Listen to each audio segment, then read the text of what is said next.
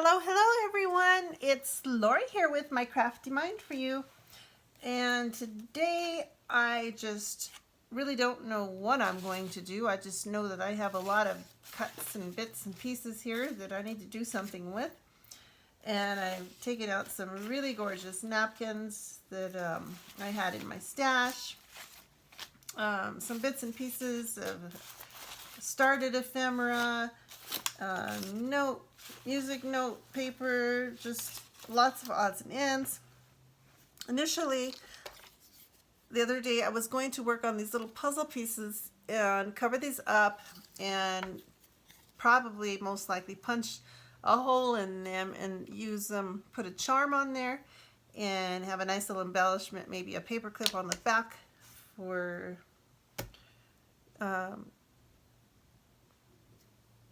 journals or planners or something like that, or just an embellishment. But I have an obstacle that I am trying to ignore, and that is my left arm. My elbow has taken a dump on me since my injury 21 months ago. Finally looks like the doctor that I have now, the new PCP, stepped up and she says, you know what, we need to get you seen. This is ridiculous. So yeah, I'm very limited to what I can do with my left arm. She told me it's 100%. You should not be doing anything with it. Any movement hurts, but come on. I mean, I cannot just sit here and mope around and feel sorry for myself. And so I do. I push myself. And so what I'm going to do today is try and get out of that mentality of I can't do it and I'm just going to do it. So I really don't know what I'm going to do today, ladies. I think I'm going to, I'm not making Franken pages. That's not what I decided to do, but it kind of looks that's where I'm headed, doesn't it? But no, I want to cover up these puzzle pieces. And so, let's just see. Let's see. I've got some really pretty coffee dyed paper in my stash that I just came across, and I've had this for a while. This is when I was making a journal, I believe, for my mother, and then one in remembrance of my father who passed away. And I had embossed these, and you can see the really nice impressions. I just love embossing coffee dyed paper. I think it's so pretty. I just love this color. It's so neutral and soft. And I thought these would make really nice pockets, and then I could sew them. So I'm probably not going to, I might use one of those. I don't know. But for starters, I got my PVA, got my paintbrush, and this is very, very bright, this color. So I do have some already started napkin that I peeled somewhere here. Music papers, so this is pretty. I'm thinking either some words to mute this out, and I'm just going to line up my puzzle pieces and tape them down. I think that'll be the easiest way to do it, the quickest way, and then just layer it from there. And I just thought of this now. Usually I would take one piece and cover the piece and cut it out, and I don't know. I think this is much quicker. I'm sure somebody's thought of this. I can't be the only one that's thought of this idea of just laying things down. What do we do? So let's see how many I can fit. Oh, look at that. Oh, that don't fit there. Now that would have been something. So don't mind me with my left arm. It's not working very well. So I'm going to flip this over. And you can kind of feel where my pieces are. But I'm just going to layer on top of this.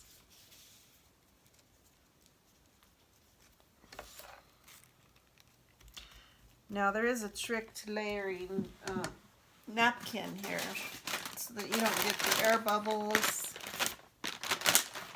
or tears. And just dab it with a wet or a damp wipey where you've glued, because you don't want to brush on top of that. Obviously it'll tear.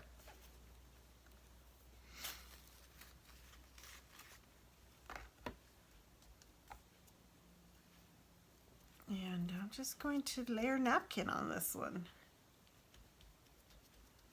And then I can decorate them. That some purple looks pretty. Pretty. Alright, what is this? This is not purple. This is more of a lavender. Well, they're hydrangea. Can't say it. Hydrangea. How do you say it? I got tongue twisted. Some more glue there. Hydrangea. Oh, come on, ladies, help me out. That's terrible.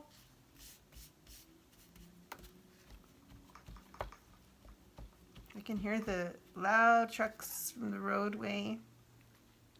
Oh, tell you, this hand has got the best of me and it hurts. Thank God I'm right-handed.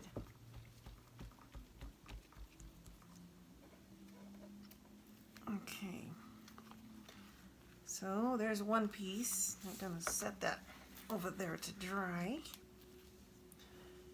Ouch. And we're going to the next piece. I think this piece I'm going to... What am I going to do? What am I going to do? Let me see.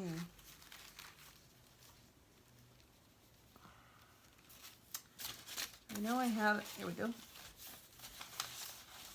I had a piece of, I would like to, and I don't have my ink pad close by, do I? Well,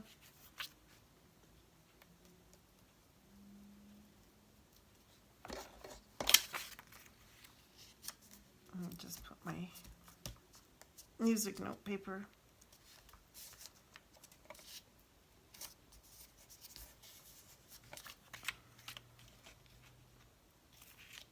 Let's see. Boy, I've made a mess. Get my thing all sticky. My mat. See, I didn't do that right. It's because I'm in a hurry. I've got to pick up my daughter. My little one gets out of school here in about 20 minutes. It's not far from here. It's about a 3-minute drive, so not too bad. So yeah, any pressure just aggravates my arm. It aggravates it doing nothing anyways, so might as well do something. This is going to bleed through very nicely. I think so. So I've been watching some streams lately that some of our lovely lady crafting family, part of our crafting families, have been doing. And I've really been enjoying you ladies chit-chatting and stuff. It's so nice. Look how beautiful that bleeds through. I think I should have tore this. There we go.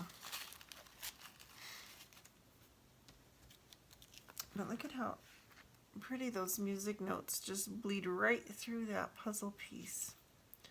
So then I'll just go around that with some scissors later once they dry.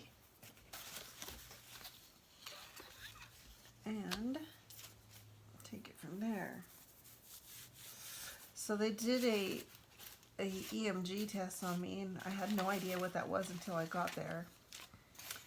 I knew it was some kind of an electronic test, but ended up that they, did it hurt. They shocked me to the mountaintops. I mean, man, they had that voltage up so high, it was so painful. I was trying my hardest not to scream, but my gosh. My husband says, I saw your face and I thought, oh my gosh, my poor wife, they're torturing her. There's nothing I can do about it. My little girl was just like, oh, mommy. But then they got these 4-inch needles and stuck them in 9 different spots in my arm. Of course, they asked me if I was willing to do that test, and of course I was, because I wanted to know what's wrong with my arm. he had the voltage up so high, and they're supposed to compare it to the good arm, right? So you would have thought, that being the case, that they would have had the voltage just as high on the good arm as they did on the injured arm, and that wasn't the case. It was so low that my good arm just barely twitched, when the other arm, my legs were even jumping. It was so high, the voltage. I don't think the test was accurate. How could it be if they had the voltage so high on the good arm, and then on the injured arm, it was, you know, it was so, I mean, if they had the voltage so high on the injured arm and not so high on the good arm, it didn't make sense to me. So I asked him, and he said, oh, we already know that that arm is not injured. He said, so there's no point in putting the voltage up. Well, I thought, well, then why even compare it if you're not going to do the test correctly? In my mind, it wasn't correct, but I don't know. I guess they go off as shock waves and see how my nerves are responding to it. So he did say, it's good news and bad news. He said, I can assure you there is no nerve damage, he said, but you may have a ligament or a tendon that tore and healed wrong, so it could be that we now have a problem in the actual elbow socket on the other arm, which has traveled down to the wrist and then all the way up to my shoulder. So I thought, great, I knew that because I know the pain was just up there, and I heard the pop. So it wasn't just hearing the pop, it was feeling the pop, and it just, oh, screamed when that happened 21 months ago. And so I saw my PCP the day after, and she still hadn't gotten his notes. So I had taken pictures of the notes because I know how they are here. I know exactly how they operate here, and they don't have it together. These doctors here are lousy, and they're always coming and going. No doctor ever stays here. I don't know what the reason is here. They don't treat them right at the hospital or what, but or the practice. But yeah, they leave all the time. And so I talked to my PCP, my new PCP. I've only seen her twice. And she said, well, it looks to me, she said that we have a problem. She says, I can feel it in there. She says, it does feel like there's definitely a problem in the elbow. And she said she's almost 100% that the socket's blown right now. And she says, because I have suffered with bursitis in my shoulder before. But, oh, I didn't want that pink to bleed through. She said, you know, I'm thinking that you might have something going on with your rotor cuff. She says, I was looking at some records that came here from some MRI you had in the past.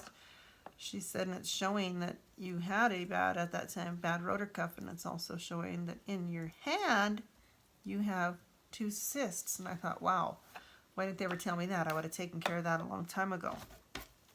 So she's sending me to, again, back to orthopedics, and see what they're going to do. I don't know. It's been a long road for me. A very long road. And then with my 2 auto accidents, within 11 months, back to back, I was T-boned. Both were not my fault. Unfortunately, the individual that hit me had no insurance, no registration, no driver's license. And must have knew the police officer because she was not cited. Imagine that. Not cited. I don't know. Very strange. So, dealing with all the trauma in my pelvis, with all my nerves that got damaged in the pelvis, and I ended up getting a TBI, so I suffer from a lot of migraines. And, you know, I'm listening to some of the women, the nice lady people on this crafting, in our crafting community, crafting family, and you feel so bad because you hear all these stories And all these women come from injuries or, you know, history of really bad hereditary, like fibromyalgia or arthritis, or something's gone wrong in you know, it's just so sad because we all have something in common, and that's we all take up crafting, and it's kind of like our therapy. And it is our therapy. It keeps us sane, it keeps us going. And I enjoy it. I enjoy crafting so much. It just really helps, and I'm so grateful for all of my crafty family. You know, you all mean a lot to me, and it's just so nice that we have each other, and I'm so blessed. So I want to just say thank you to everyone that watches my channel and is helping my channel to grow, and for just being there for one another. Well, that's what it's about. It's just being there, and you know, just the support is it just blows me away. It's like though we're miles and miles and miles away, we can feel each other's pain emotionally, and some of us share it physically, and we understand what the other one's going through. So I just want to say thank you so much for adopting me into this crafty family.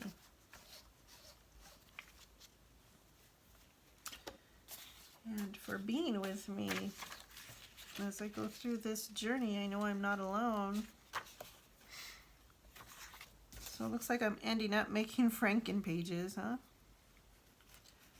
I've got to do something with these, and I ran out of puzzle pieces here on my desk. I have more puzzle pieces, but I just don't have them here with me. I don't want to dig into my stash right now. That would mean I would have to leave, and don't want to do that because I'm going to be leaving here real soon to go pick up my little girl, and I don't want to end this video sooner than I have to. Oh, it's really pretty. Now this actually was some doodling that I did on a huge page, and I thought it was so pretty. I love the way the artwork came out. And it's just watercolor on a cardstock. But I love the way it came out. And I had made a beautiful card with this.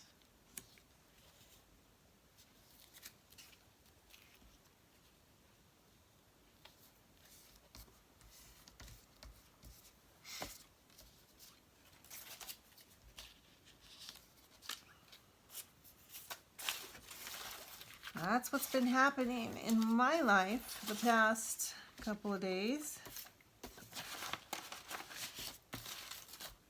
So, I really wish I could go live. I've been trying to figure out how to do it, and just don't know. I don't know how to set it up, so I guess I gotta figure that out. Must have to download some kind of a driver or something on my computer.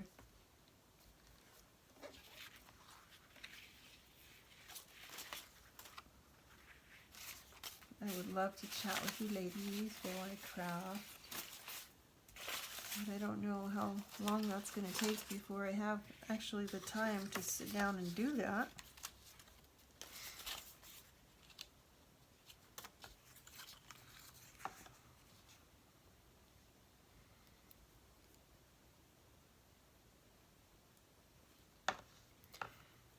I guess I just decided to do this while my puzzle pieces dry,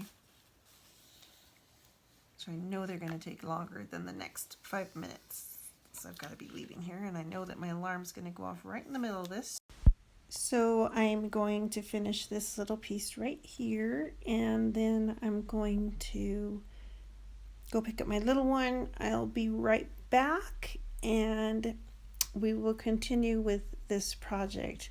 Until then, we will just have to see what happens when these dry, and we'll see exactly what we're going to do with these little fellas.